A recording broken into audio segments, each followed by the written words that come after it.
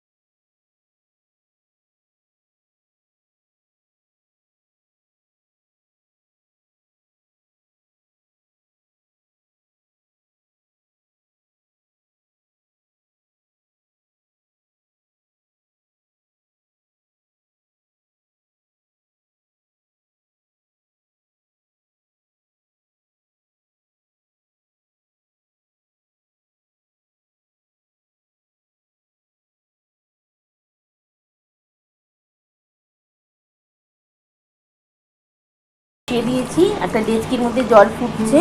আমি কিন্তু এবার রাইসটা করে নেব। এটা মাখানো রইল বন্ধুরা। আর এইদিকে দেখো বন্ধুরা, আমার কিন্তু কড়া বসিয়ে দিয়েছি, কড়ার মধ্যে সাদা তেল দেওয়া আছে। এই তেলের মধ্যে আমি পেঁয়াজ ভেজে নেবো আগে। দেখো একটা ডেচকির মধ্যে জল বসিয়ে দিয়েছিলাম, জলটা গরম হয়ে গেছে।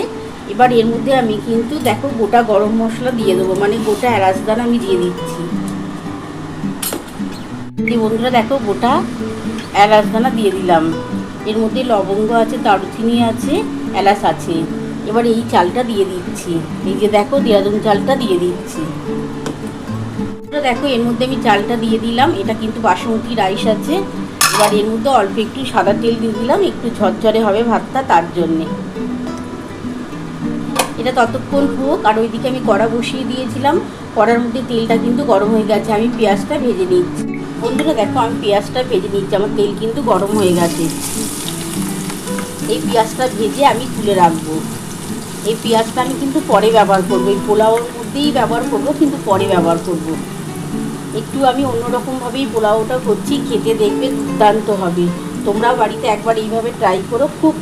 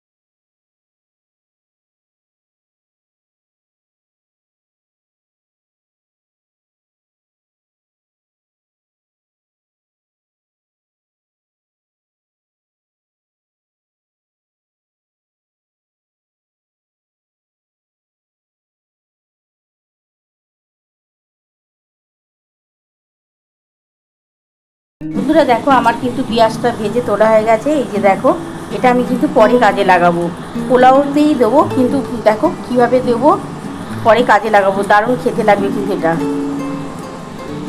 বন্ধুরা দেখো আমার কিন্তু রাইসটা হয়ে গেছে। এই যে এবার নাবিয়ে নিচ্ছি, দেখো হয়ে গেছে পুরোটা, খুব ভালোভাবেই হয়েছে। এবার নাবিয়ে তোমাদের দেখাবো পরে।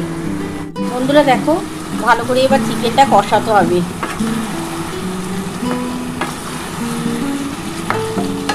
পোলাও করার জন্যে কিন্তু আমি কিন্তু কোনো রকম হলুদ দিইনি, কাশ্মীরি লঙ্কার গুঁড়ো দিয়েছি, কাঁচা লঙ্কা গোটা গোটা দিয়েছি, তোমরা তো দেখেই নিয়েছো। খুব বেশি ঝাল দিয়ে করছি না।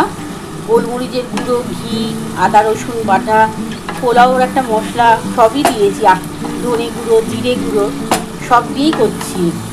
খুবই ভালো খেতে লাগবে কিন্তু বন্ধুরা। বন্ধুরা দেখো আমার চিকেনটা থেকে দেখো কতটা তেল বেরিয়েছে। দেখো আমি কিন্তু কোনো রকম হলুদ দিইনি, কাশ্মীরি লঙ্কার গুঁড়ো, কাঁচা লঙ্কা, গোলমরিচ দিয়েই করলাম। আর দেখো অনেকটাই তেল ছেড়ে ছেড়ে এসছে। এবার আমি ঢাকাটা দিয়ে দিলাম। ঢাকাটা দিয়ে আমি 5 মিনিট ঢাকা দিয়ে রাখছি। আর গ্যাস কিন্তু দেখো বন্ধুরা আস্তে করে দিয়েছি। আমার ততক্ষণ হোক 5 মিনিট। আর এদিকে দেখো বন্ধুরা আমার কিন্তু রাইসটা হয়ে গেছে, খুবই ঝরঝরে হয়েছে, দেখো খুবই ঝরঝরে হয়েছে। এবার আমি একটু ঢাকা দিয়ে রাখছি, তারপরে কিভাবে পোলাওটা করব তোমাদের অবশ্যই দেখাবো। বন্ধুরা দেখো, আমি 5 মিনিট পর ফিরে এলাম, ঢাকাটা একটু